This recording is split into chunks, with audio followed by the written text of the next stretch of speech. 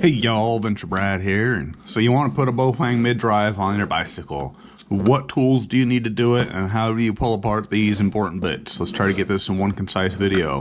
So if this is your bicycle, that's the front. This is the bottom bracket. Left crank arm, your right crank arm be 180 degrees over here. So first off, the left pedal is left-handed threads to the left pedal, so you have to tighten it off.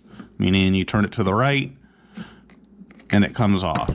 This is a 15 millimeter or 5/8. So you could get a cool wrench like this that fits it really well. The cool thing about this is the long handle, get your hand out of the way when you're spinning it, but that's about it. The right hand pedal on the right side of the bike, meaning if you're sitting on the seat looking forward at the handlebars like you would normally ride it, left hand side of the bike, right hand side of the bike, left hand side of the bike, left-handed threads on the pedal, right hand side of the bike, right-handed threads on the pedal. So go ahead and pull your pedals off, and it's pretty straightforward. The next thing we have is the crank arm. Now you'll look into it and it'll have a hex key in it like that. It's 8 millimeters. Sometimes, very rarely, you'll find a bolt head in there. You could either get a super duper cool guy, a ratchet wrench and socket, or you could just do something like this basic Craftsman 8 millimeter, put a piece of tube on it, breaker bar, pull it loose. One point I might add is square taper bottom brackets, which this is referred to because it's got a square taper to it at 2 degrees, like to come loose. So right after you put your Bafang kit together, or anytime you touch the crank arms, pull them on and off the bottom bracket, consistently tighten them up. Both of these bolts, right hand and left hand side, are typical. They're a little tight because there's thread locker on it. And always use thread locker on these, grease on everything else. These are just regular straightforward bolts. Go ahead and pull both of them out. When you get them out, the inside of the crank arm is threaded, and this will actually be pressed up in there nearly flush. So what you need to do is get yourself, this is the first really specialty tool you'll need. Now you could get Chinese versions of these. I don't recommend it. The two specialty tools that I'm going to show you here are both real critical tools. If you get a Chinese one and it pulls the threads off of this or half wipes the threads out of this, you're screwed. The cool thing about doing a Bafang mid-drive kit, you pull all this stuff apart, you wrap it up in plastic, you put it away, and you decide to move that mid-drive kit to another bike, or you decide to sell it or do whatever, all this stuff goes right back on. So you convert it back to a bike when you're done. That's awesome. So either get part versions of the tools, Part Tool Co., which I like, or you can get Pedro's, but those are the only two brands that I would get, unless it's like, I haven't heard of any other brand, but spend a couple dollars more, it's worth the headache. So this is the Part Tool CWP-7. So this is the first little specialty tool you'll need. And the way this works is, depending on, most of the time you'll use a small button. It just pops on and off there. But it also has a larger button here that you could use in case your crank's big enough. But you just want this to be able to pass through the end of your crank arm and push on the end of this. And so back this all the way out, the center section of threaded part, and you can see the white lithium grease on here. Grease the threads out of this every time. It should be silky smooth. So back it out till the tip of it is below here. Thread it all the way into the crank arm. Both crank arms, this puller section is right-handed. So go ahead and thread it all the way in till it stops, and make sure it's all the way in and good and solid, and then back it off quarter to a half a turn or so. So that way it's not bottomed against the threads, but you have all the threads you could get in there. Now, holding that steady so it doesn't turn and bind down into the threads, just go and turn the center section in until it hits the center of the end of the square taper, and you'll feel it. Put your wrench on here and tighten it. Most of the time, I don't have to back this up, but if this part starts spinning while you turn this part, put a wrench on this again. You don't want this binding down in the base of the crank arm. So go ahead and just spin this. It'll get pretty tight. Don't smash your knuckles, and then it'll pop loose. As soon as it pops loose, just thread it all the way off. Pull it out, back your tool back out, and once you've pulled the pedal off the other side, you can go ahead and repeat that for the other side. So now you're left with the bottom bracket. Again, This is in the bike. We're sitting in the saddle, handlebars facing forward, right hand, left hand. So when you're measuring for your Bafang kit, there's a trick. One has to be a square tapered threaded bottom bracket like this. There's other ones you can kind of get kits to do, but that's off topic of this video. This is the standard. Sometimes you'll see like an outer hex. This portion will be different. So before you order the second tool, make sure that yours is the same, but this will fit most of these square taper style bottom brackets. Luckily, most of the bikes that you're going to be wanting to do a Bafang kit on is going to be a square tapered threaded bottom bracket.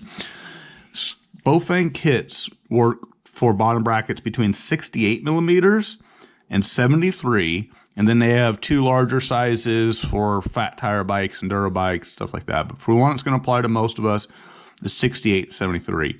Now, when you're measuring just the shell of your bottom bracket, not the bottom bracket itself. Some bottom bracket, most just have the one lip on the register on the one side. Some have it over here, but it's very rare. But you're just going to measure the painted portion of your bike, not this out of the lip. So just go ahead and measure that portion of your bike, whatever it is. And you should, if you're between 68 and 73, like I said, if it's narrower than 68, it's not going to work. If it's larger than 73, they make other kits that work to it, but majority 68 to 73.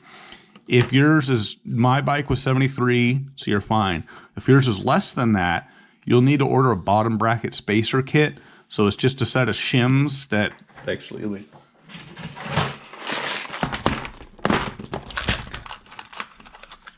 these are cassette spacers, but they're actually the same dimension. These are plastic. So these are just shims that go over. And what you'll want to do is whatever distance your bottom bracket is less than 73, you'll take that measurement. So if it's 68, that's 5 millimeters difference. You'll divide that in half. That's 2.5. So I'll need two 2.5 inch spacer, or 2.5 millimeter spacers is what these are. So with these two spacers, you put them on your bottom bracket. You put one on each side so it's balanced, unless you're in a chain line issue or something like that, but we're not talking about that here. But you'll want to, I'm just trying to make sure you get all your parts in a row so that big weekend when you put it together, you have it. So if it's less than 73 millimeters, get a set of these spacers. Now, to get the bottom bracket off, again, this is another tool that I highly recommend you going with name brand. This is the Park tool, BBT-22. I don't know why they call it 22. If I remember right, it's 20 splines here. But get a good one. You don't want this thing doing something funky in here. Again, if it's all full of mud and muck and all that, clean all that out. You want this tool to sit down firm, solid. Now, again, sitting on the bike, keeping our same orientation. The left-hand side of the bike here, this is where it's backwards. Remember, our left-handed pedal is left-handed thread, and our right-handed pedal is right-handed thread. Well, on the bottom bracket, it's different. On the and this all has to do with the rotating parts that are the part that's rotating in the bearing. It's which way it's supposed to tighten it, as in normal operations. But that's why they do this, is so it tightens on old cars.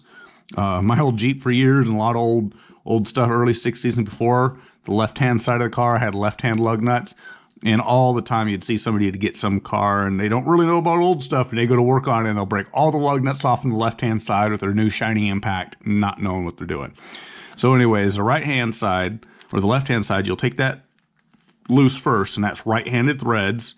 So just go ahead and put a good breaker bar on here. I rather use a long extension on here than a wrench, or use a socket that fits good, so that way it's not all wobbly, but support it, get the bike in a good position, because this is one thing you don't want to bust up and screw the threads loose, because you'll just make a headache over it. And just go ahead and break the left side loose, and what will happen is this piece will actually just thread off just like that, and it just supports a seal. Most of the newer bikes are seal bearings. Some of them you'll end up with loose ball bearings, and a cage and ball bearings will start to sneak out. No worries. Break the left side loose, right-handed thread, and then go to the right-hand side of the bike, and it is left-handed thread. So same thing, support it nice and square, break it loose, and thread the left side right on out. So pretty simple, pretty straightforward. So I hope this makes sense to you guys. I hope you guys, learned a little bit about what's going on here. Ew, I almost forgot. This is a very important tool. This is sold for Bafang bottom brackets. This is the lock nut tool to put your Bafang kit all together. There's a steel lock nut and a backing plate and everything. This is to tighten it up, or this is the main retaining nut. And then this is the lock nut, the backup nut side. But this is, you pick these anywhere $12 to $19, but you'll need one of these for doing your Bafang install. This is like the only Bafang specific tool. These are just bicycle specific tools. So these are handy to have if you're bicycling a bit. This you'll have to have for Bafang. And so if you get all these good part tools and all that, you know, you're into it $60, but they're must-have tools. And again, you're doing it yourself. You're not paying somebody else. So in the future, you go to do more of these bikes, now you have the proper tools. So this has been Adventure Brad. If you have any questions, comments, thoughts, tell me about you guys' bikes, because obviously you guys are all excited about building electric bikes now. All right, guys, have a good one.